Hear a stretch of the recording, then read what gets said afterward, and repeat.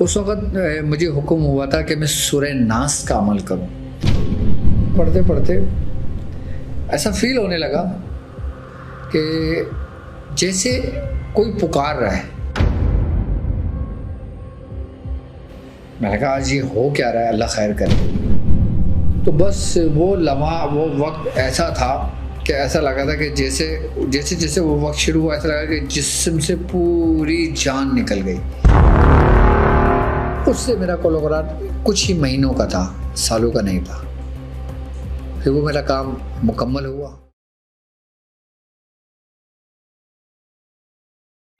आपको याद होगा, आज से तकरीबन जहाँ तक मुझे याद पड़ता है इस मामलात को 20-22 साल तो हो गए। एक सूरज ग्रहण हुआ था जब दिन के वक्त पूरे पाकिस्तान के अंदर, खासकर हम तो कराची में थे ना, पूरे उसमें अंधेरा छा गया था।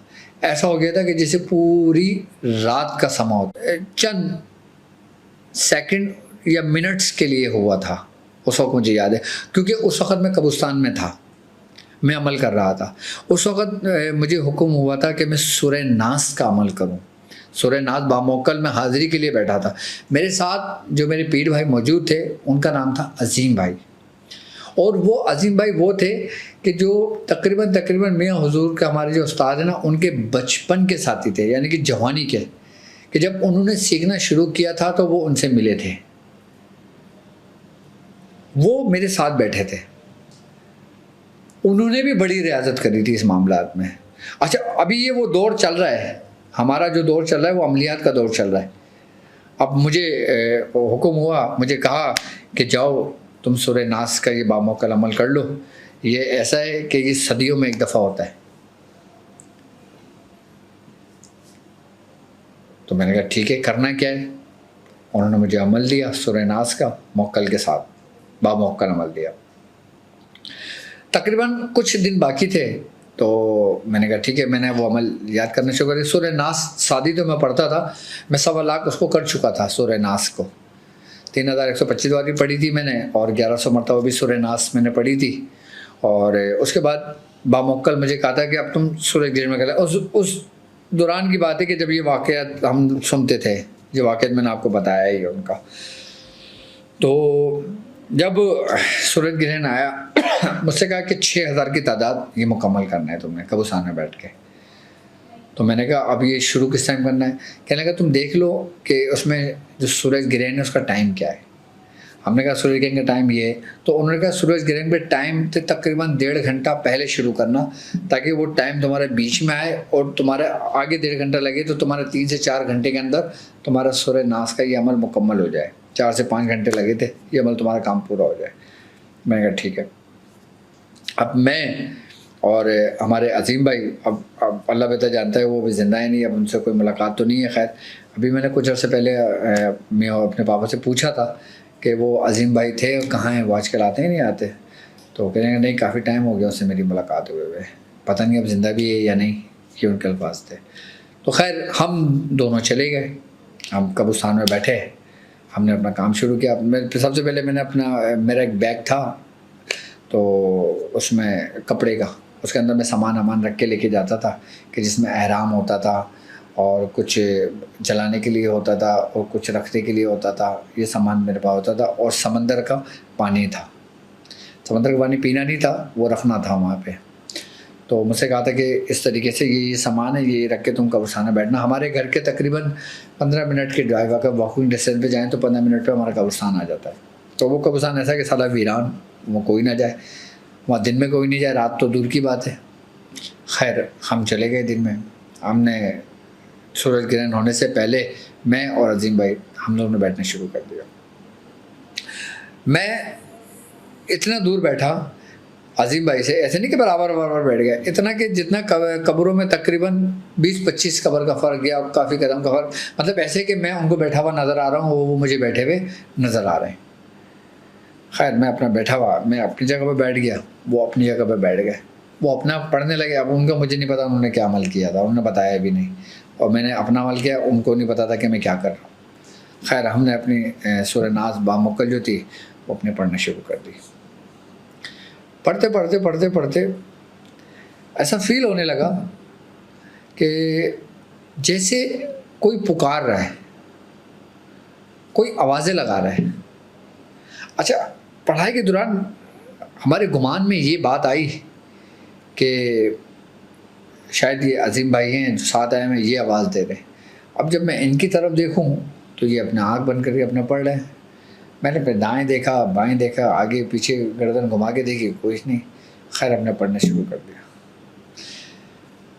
कुछ देर बाद ऐसा महसूस हुआ कि जैसे आपने देखा होगा कि जब किसी को चक्कर आते हैं तो ऐसा लगता है कि जैसे ज़मीन आगे पीछे हुई है, ज़मीन हिली है, इंसान एक दूसरे का सहारा पा लेता है।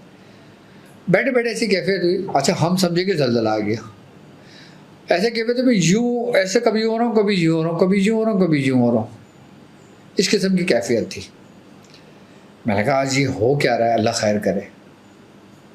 और जब बीच पढ़ाई पर हुआ, यानी कि जब वो वक्त शुरू हुआ कि जिस पे सूरज ग्रहण लगा, कि जब पूरा आहिस्ता आहिस्ता आहिस्ता अंधेरा हुआ, पूरा अंधेरा छा गया, तो बस वो लम्हा, वो वक्त ऐसा था कि ऐसा लगा था कि जैसे जैसे जैसे वो वक्त शुरू हुआ ऐसा लगा कि जिस्म से पूरी जान निकल गई।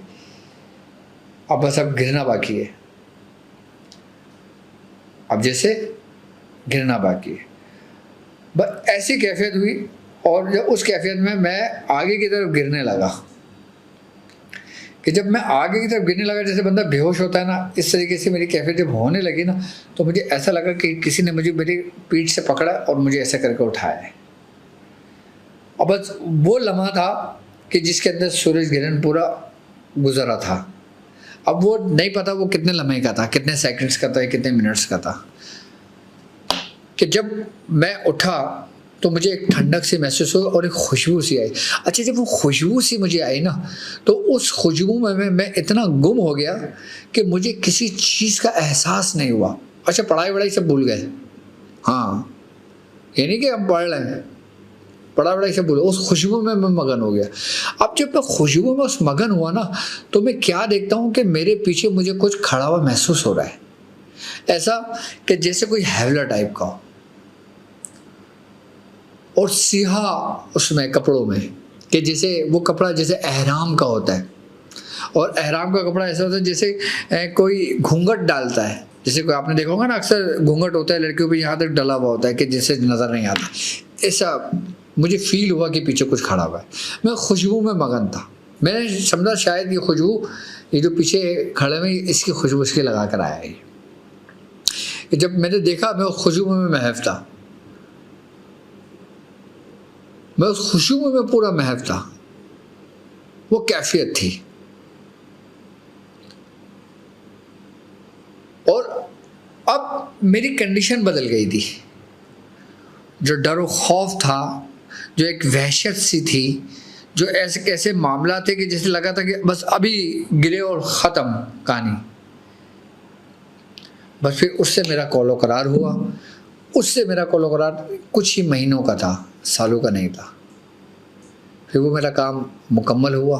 फिर वो मुकम्मल आके कि जब मैं वहाँ पर आया तो मुझे मेरे पीर भाई वहीं खड़े हुए थे, इतने दूर कि जितना मैं क्लिनिक यहाँ पर है, और तकरीबन अगर गली का कोना देखें, यानी कि अगर पैदल चलें तो 5 मिनट लगे उस हमारे घर से उस कोने तक। हमारे पीर भाई खड़े हुए थे एक। तो उन्होंने कहा, वाजिद तुम यहीं रुक जाओ, पापा का हुक्म है ये। मैंने क्यों, खैरियत क्या हो गया? कह रहे नहीं, वो तुम काम करके आए हो ना, अभी तुम डायरेक्ट मत आना वहाँ पर। अच्छा, हमारी तशवीश बढ़ी। हमने कहा यार, हमसे कोई गलती ना हो गई हो, हमसे कोई जैसा मामला ना हो गया हो, हमें क्यों रोका? कह रहे अभी यहीं रुक जाओ। तो खैर हमारे वहाँ कोने पे एक दरख्त था और हम वहीं बैठ गए। अब वो हमारे पीर भाई थे, वो हमसे बातें करने लगे। वो हमें, उनकी आदत थी खुरेदने की। अब वो पूछने लगे क्या हुआ, बात हुई, आया, मायदा हुआ। अच्छा, मैंने कहा भाई कुछ भी नहीं हुआ। कह रहा नहीं, तो रोका क्यों है? मैं कहा तुम्हें पता है मैं कहाँ था? कह रहा हाँ मुझे बताया है पापा ने कि वाजिद गए हुआ ये काम करने के लिए। मैंने कहा वाकई तुम्हें पता है? कहना तो और मैं तुम्हें से झूठ बोल रहा हूँ, मुझे कैसे मालूम? फिर मैंने कहा हाँ। फिर मैंने हाँ करी।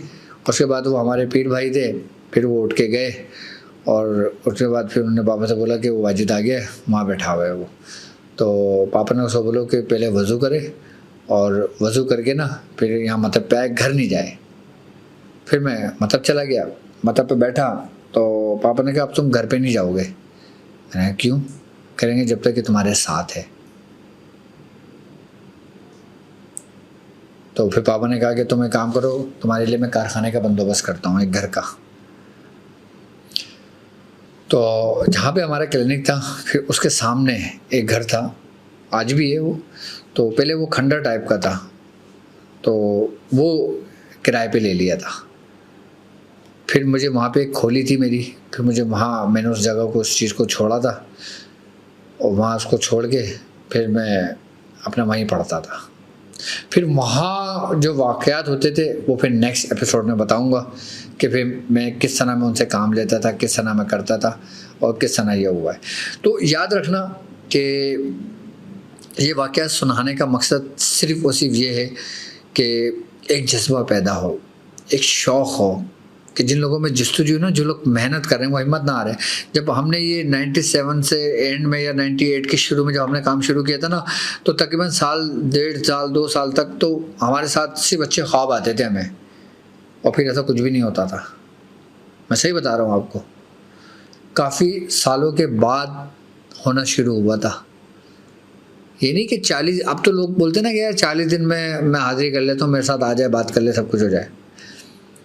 वो गैबी तौर पे तो आ जाएगा, आपके गैबी तौर पे तो मदद करेगा, आपके काम तो करेगा, लेकिन आप ऐसा चाहो कि जैसे मैं और आप रूबरू हों, बैठे हों, तो इसमें फिर मुखलिस होना पड़ता है।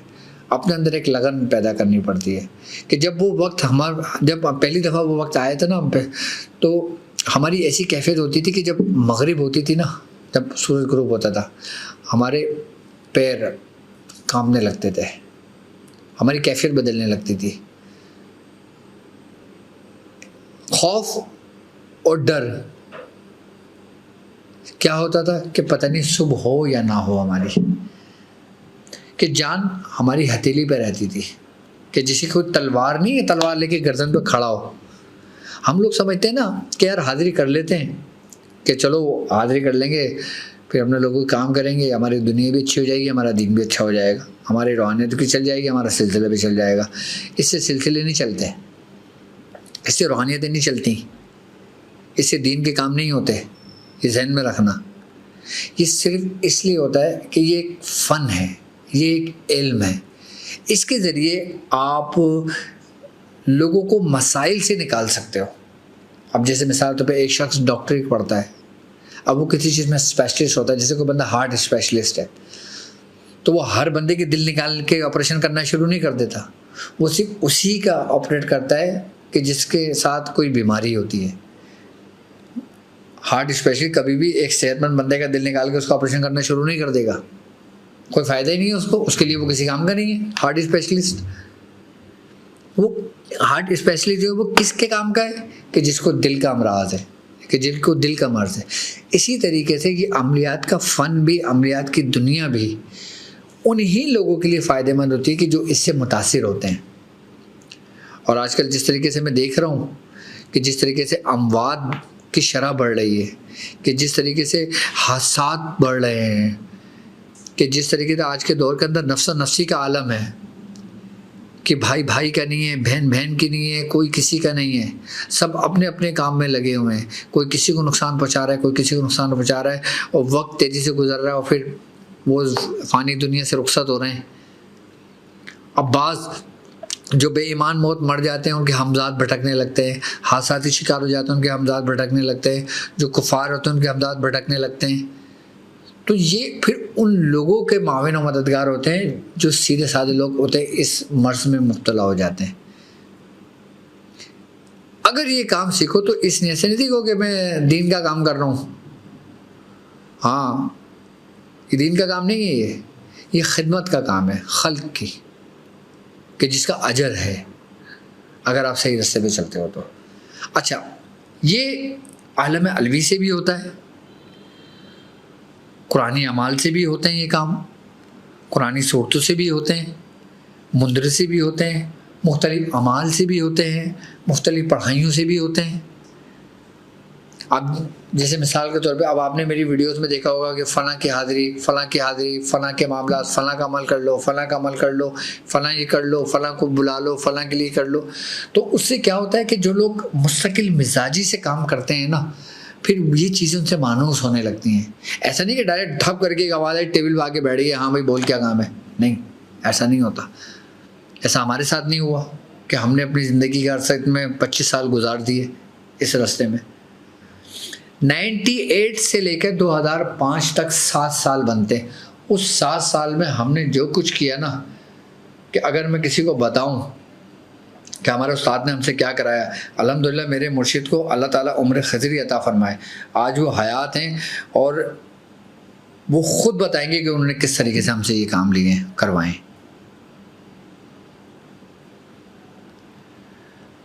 आज के दौर में सिर्फ़ और सिर्फ मैं हुजूर सिलसिले की खिदमत कर रहे हैं, सिर्फ रूहानी आमाल बताते हैं, सिर्फ तरीक़त के रास्ते बताते हैं, लोगों को तसव्वुफ़ की तरफ लेके जाते हैं।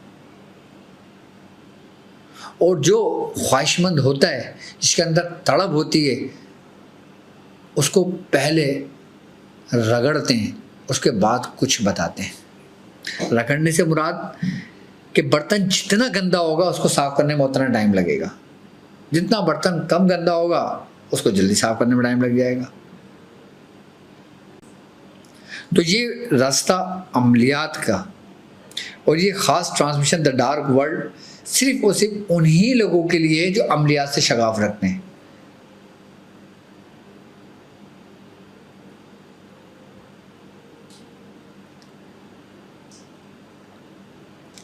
और फिर मैं इंशाअल्लाह आगे मैं इसमें सिर्फ अपने 7 साल की ज़िंदगी आपसे बयान करूँगा, अपनी 7 साल की ज़िंदगी, मियाँ हुजूर की 38 साल की ज़िंदगी, यानी कि इब्तिदाई वक्त की। और याद रखना कि जब मियाँ हुजूर ने ये काम शुरू किया सन 1974 में, मैं हुजूर की ये खुसूसियत थी, ना उन्होंने कभी शिर्क किया, ना उन्होंने कभी कुफ्र किया, ना उन्होंने कभी भेंट दी। ऐसे ऐसे अमाल किए कि जिस अमाल के अंदर भेंट देना ज़रूरी था, लाजमी था, तो मियाँ ने कहा, मेरे मुर्शिद ने कहा, मेरे उस्ताद ने कहा कि मैं इस ताकत के ज़ोम में या इस ताकत के लिए मैं अपना ईमान ख़राब नहीं करूँगा। जिन उस्ताद ने वो अमल बताया था, उन्होंने अल्लाहु अकबर कह के वो बकरा ज़िबा किया, और वो जो हाजिर कर रहे थे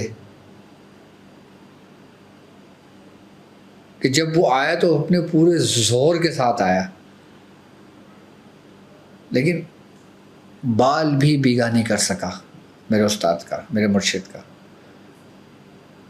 ईमान की हिफाजत अल्लाह ने की, उन्होंने खुद की। उन्होंने कभी कोई गलत काम ना किया, ना हमें सिखाया, ना हमें बताया।